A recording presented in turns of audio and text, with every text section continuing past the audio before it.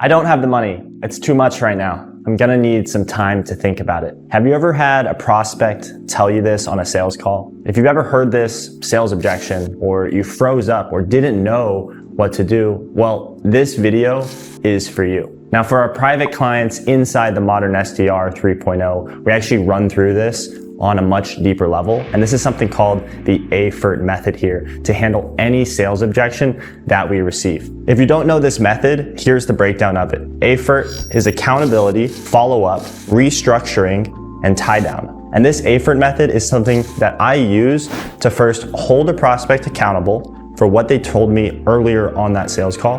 This is then followed up with another question in relation to that accountability question. And then based on the answer given there, the prospect will generally have a response which then needs clarity. So based on that response, we then proceed to ask a restructuring question, which is then followed up by the tie down, ultimately getting the prospect to commit and make the purchasing decision. I don't have the money. It's too much right now. I'm gonna need some time to think about it. Have you ever heard that objection from a prospect? Have you ever got on a sales call and a prospect's telling you they have no funds and you froze up and didn't know what to do? Well, if that happened, this video is for you. Now here's the syntax that we'll use and the frame that will come from. And this is what I'm saying. Gotcha. Totally understand, Mr. Prospect. No problem. Tell me though, if you did have the money, do you feel like this is something that would work for you? Here's that again. Gotcha. Totally understand, Mr. Prospect. No problem. Tell me, if you did have the money, do you feel like this is something that would work for you? Now, right here, we are holding the prospect accountable because if you remember earlier, we discussed the AFERT method, right? Holding that prospect accountable. We want to hold them back to the words that they have told us earlier, whether it's quitting their 9-to-5, whether it's traveling the world, whether it's getting out of the job that they hate. Now, after this, a prospect says, hey, yeah, I do feel like this would work for me. Then we'll say this, okay, that's solid. Tell me, why do you feel like this would work for you? Why would sales be a great avenue for you? Why is this the best route? Now, in this case, right, and once again, here's that again. Tell me, Mr. Prospect, why do you feel like this would work for you? In this case, we are disarming them, right? We're adding that follow-up question to the prospect, right? After we've already asked them the accountability question, we're then following up to delve deeper. Hey, why will this solution that we've already talked about actually take you closer to your goals? And then here, this is actually where our prospect is then selling themselves on why they should work with us, on why they should, buy our product or service. Now, when you say this, right, this is the follow-up with the prospect into relation with what we were just saying to hold them accountable. So this takes us to the restructuring phase, right? Where we actually help the prospect shift from cost-based thinking, where they're like, hey, I have to actually pay you $5,000 here or $10,000, whatever the price is, right? We have to restructure this and restructure their frame of thinking from cost-based thinking to results-based thinking, right? So here's the frame that we'll ask now. Okay, Mr. Prospect, totally understand that money might be an issue from what we've discussed. How do you think that we can resolve this here together so you can find the money so that we can help you hit XXX goal?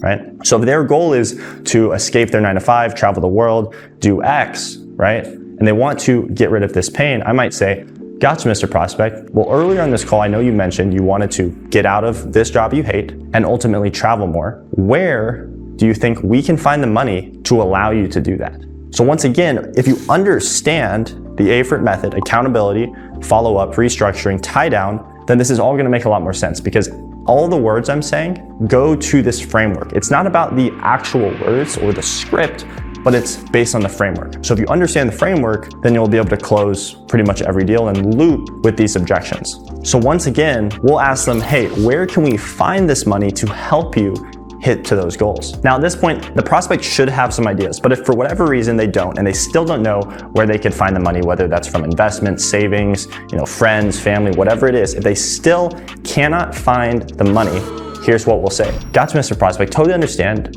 Would you be open to having an honest conversations about your finances so we can ultimately help you find potential avenues to go down so we can help you reach XXX goals? Gotcha. I know you mentioned you were making, $5,000 a month right now. Where's that money really being split up? Do you have rent? Okay, cool. 2,000 goes to rent. Gotcha. So we spend $500 on food. Okay, so we have another $2,500. Gotcha. I mean, do those go into investments, stocks, crypto? Where's that going? Oh, it goes to your wife? Okay, gotcha. So she has 1,000. Okay, and then we have another 1,500. Where's that money going to, right? So you see all the questions that I'm asking to ultimately lead the prospect, hey, how can we make this work? It's not a, hey, will this work for me, right? He already trusts us.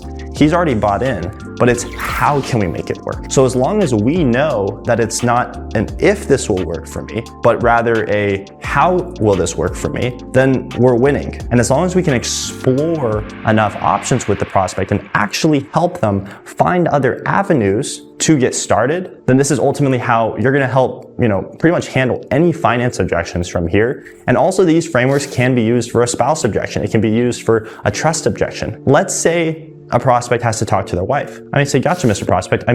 Totally understand. Really, could you tell me what you would actually be chatting with your wife about? So right here, this isolates, hey, is it actually they have to go chat with their spouse? Is it actually they have to go see and how we can make this work with the finances? Or is it another smokescreen objection? If it's a smokescreen objection, they might be using the spouse or the wife or anything else. Hey, I just don't have the money. Right? They might be using that because they don't trust you. They don't like you. They wanted to get off the call with you 45 minutes ago. But if you can actually understand, hey, this is the real objection, we isolate the objection, and we're using our AFERT method, accountability, follow-up, restructuring, tie-down, we're gonna win every time. So I hope this was helpful. If you did enjoy, feel free to share with a friend, leave a like, leave a comment, and let me know the number 1 objection that you get on your sales calls. And in the next video, we'll make sure to go over that. Hopefully this was helpful. This has been Kekoa, Modern SDR. If you are interested in becoming one of our private clients, feel free to check out, the 23-minute free training I made down below. Feel free to enter in your information, feel free to book a call, and we'll go from there. Cheers, guys.